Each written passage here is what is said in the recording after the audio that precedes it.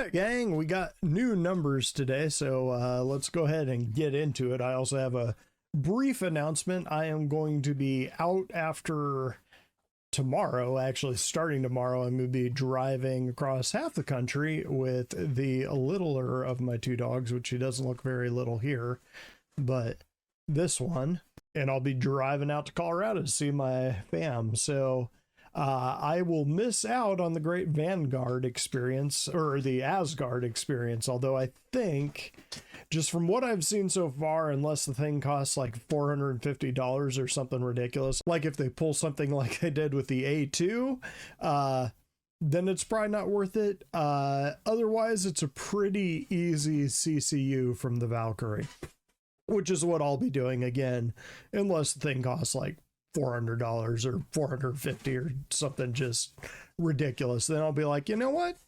Maybe I will carry 25 people. But anyway, we got some interesting stuff in the roadmap roundup today, so let's get it.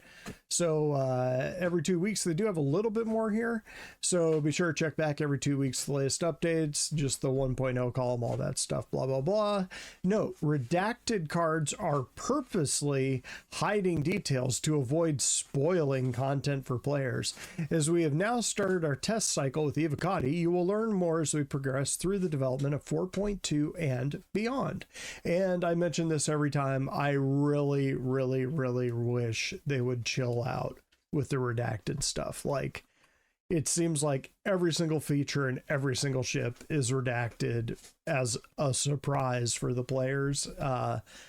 It was kind of nice when they would actually bring you in on the development of a ship or even a feature, because sometimes the community would look at it and they'd be like, why are you making it that way? Like, none of us want to play that. And CIG would be like, oh, well, that's good to know. And they'd change it up.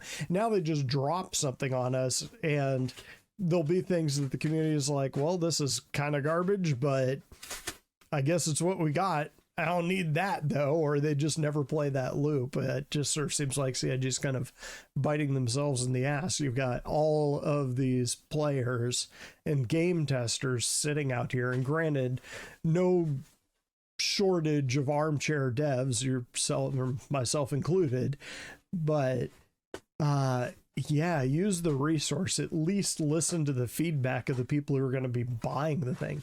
Notable changes, May 21st, 2025. Release view 4.1. Missions, local site maintenance, implementing new missions in the persistent universe for Spearing and Pyro's outposts.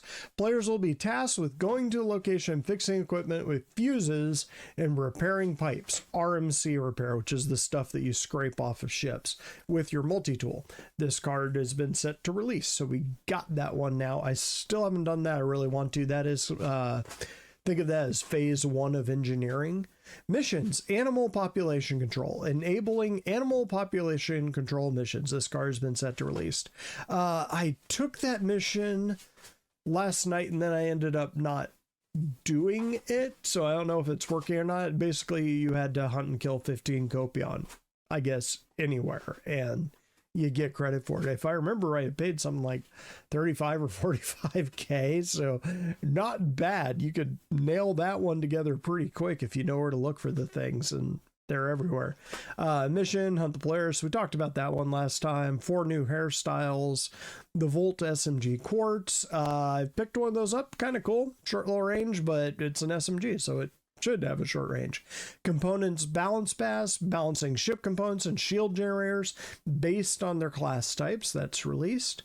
Wicklow special ships, adding the following special ships to Wicklow's Emporium: Starlancer Max, Aegis Firebird, Peregrine, Zeus ES, Zeus CL, Crusader Intrepid, with top grade components.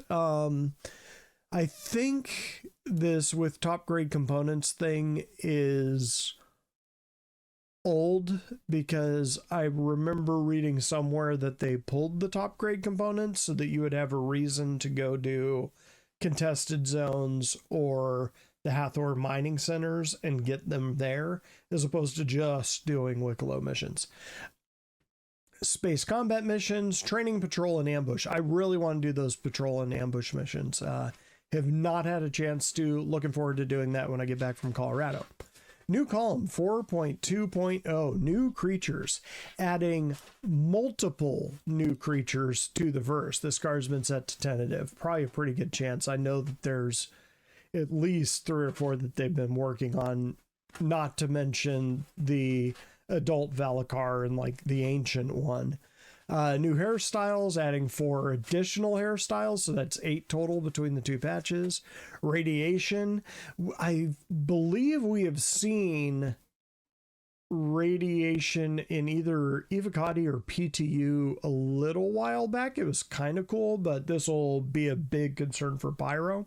Implementing dangerous radiation zones in specific locations, forcing players to adapt with specialized gear and strategic navigation. I'm going to skip ahead a little bit here. Sterling Exploration Suit, introducing the Sterling Exploration Suit, a heavy utility armor built to withstand extreme radiation. Now you see why I skipped ahead. Enabling safe traversal through the most hazardous zones.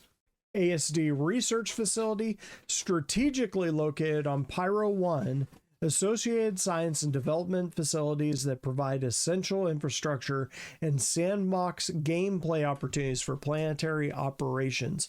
I believe that if you remember the SitCon demo from, I think 4 or 5 years back when it was on Microtech, when they first showed off the new Carrick, there was an infiltration mission there where you had to dress up as a scientist, go in, steal the data from this active site without getting caught. So it was kind of a stealth, almost like a Hitman type thing, or a Splinter Cell, where you had to get in without being seen, get the data, escape, and then you were free. But it was an infiltration thing.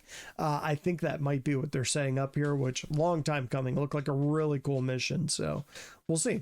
ASD Data Center, strategically placed on Pyro 4, associated science and development data centers are providing key infrastructure and sandbox gameplay opportunities for planetary operations. So again, both these things combined kind of sounds like they're going to go that route. So whereas the Hathor facilities are abandoned, I think these will actually be populated and active, and you'll have to infiltrate them, because one of the things they're implementing, which they're not showing here, is that if you wear enemy armor, or if you wear a type of armor, say Ninetales, you'll be able to go into the Ninetales facility without the Ninetales reacting to you until you do something to make them react. And there's a sandbox activity, of course, which was probably related to those data centers, the ASD things.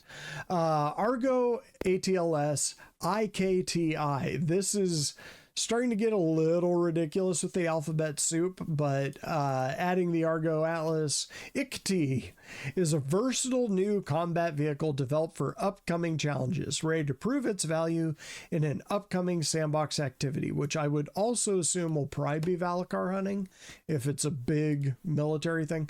You've seen these suits. If you want to look at my talk on the Starlancer TAC, which everybody's complaining that thing's super, super slow. Agreed, it's pretty damn slow. They probably need to pick up its pace to like 120 or 130 at least. I mean, it's getting trucked by the Carrick. That's kind of ridiculous. Adding multiple new ships and vehicles, the ever-expanding Wicklo's Imperium. These ships and vehicles can be unlocked by bringing the NPC Wicklo a number of favors in exchange for rewards. Volt Laser Shotgun, the Prism. Sterling Exploration Suit, we talked about this. This is an exciting one. Dynamic Rain, adding dynamic rain in specific locations as a first step towards Genesis. Dynamic weather. We saw that at SitCon. Looks awesome. New global event, adding a global cross-shard event that builds on collaboration competition. Scheduled to come in 4.2.x. And then space combat missions, defend 4.2.x, new medium utility armor 4.2.x, and then they added a few things to the progress tracker. And gang, that is it for now. I hope to see you all in Asgards, provided they're not ridiculously expensive. If they aren't, that's going to be the deal of the century. I think it's kind of an obvious upgrade from the Valkyrie. I just think being able to carry around a Tonk or a Storm is a lot more useful than being able to carry around 25 dudes and a bunch of size 2 weapons. And it looks like the Asgard just has a ridiculous amount of forward firepower and missiles. So really looking forward to seeing what stats are when I'm on the road. I'll have my phone with me. I'm not a caveman. All right, that's all I got for this one. So let me know what you think down below. Let me know if you're getting an Asgard or not, or if you're going to wait and see. Like I said, I'm going to do a CCU unless it's ridiculously expensive. Otherwise, I'll just get it in game. And that's all I got. Be safe out there. Catch you next time.